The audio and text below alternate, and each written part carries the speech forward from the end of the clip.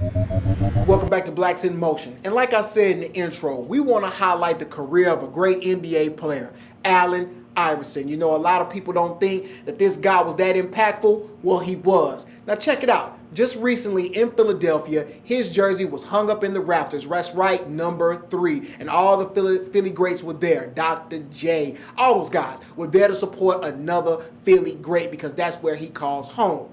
Now, if you remember, his NBA career got off to a kind of a rocky start, or should I say right before he got into the NBA. He actually had to serve a little prison time, but he got all that behind him, got 2 years done at Georgetown, came into the NBA as the #1 overall draft choice in 1996. And after that, all the accolades started to pile up. You know, this guy was the 1997 Rookie of the Year. He was first team All-NBA 3 times, and he was the All-Star Game MVP 2 times.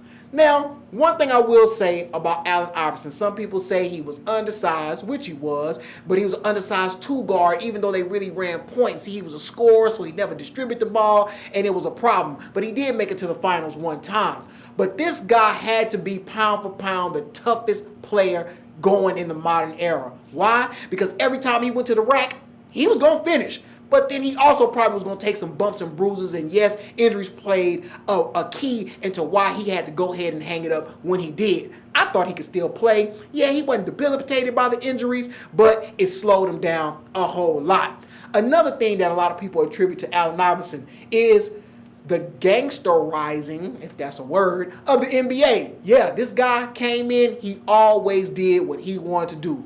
Cornrows, tattoos, if you saw him out in public, big chains, dressed like a thug. Hey, and a lot of people gave him a little flack for that. But hey, I just want to give my hat off to Allen Iverson for a great career, always being himself. And really, even though he got in some trouble, he's really a good guy. Trust me. If you just look at it, you'll know. Go ahead and watch the 30 for 30 and you'll see.